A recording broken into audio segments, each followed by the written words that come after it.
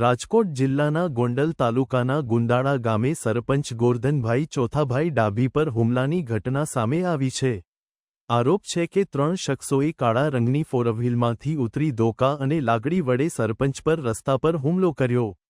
આ ઘટનાથી ગામમાં તંગદિલીનો માહોલ સર્જાયો છે। હુમલાની જાણ થતાં ગામના લોકો આક્રોશિત થઈ રસ્તા પર ઉતરી આવ્યા હતા।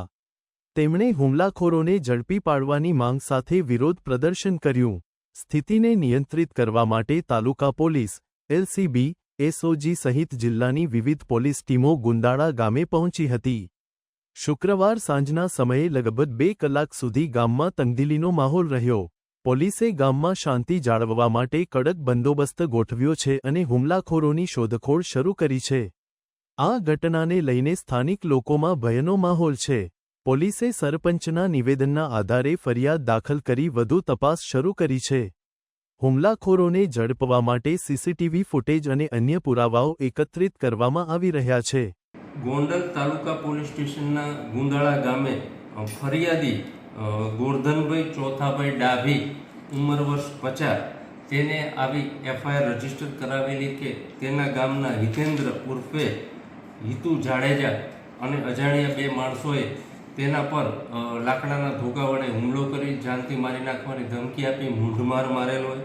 જે અનુસંધાને બનાવ બનવાનું કારણ એવું છે કે આ કામે જે ફરિયાદી છે તે હાલે ગુંદાળા ગામના સરપંચ હોય અને તેના ગામમાં 100 વારિયા પ્લોટ નંબર 55 જે એક 55 નંબરના પ્લોટના સનદ ઉપર 2 નામો હોય, જેમાં જે આરોપી છે તે બીજા માણસોને લેવા આપી દેવાનું કહેતા હોય પ્લોટ, પરંતુ સરપંચે આ કામે જે નિયમ અનુસારની કાર્યવાહી થશે એવું જણાવેલું હોય, જેનો ખાર રાખી આ કામે હિતેન્દ્રસિંહ ઉર્ફે હિતુ જાડેજા તથા અજાણ્યા 2 માણસોએ હુમલો કરવામાં આવેલો સરપંચ ઉપર।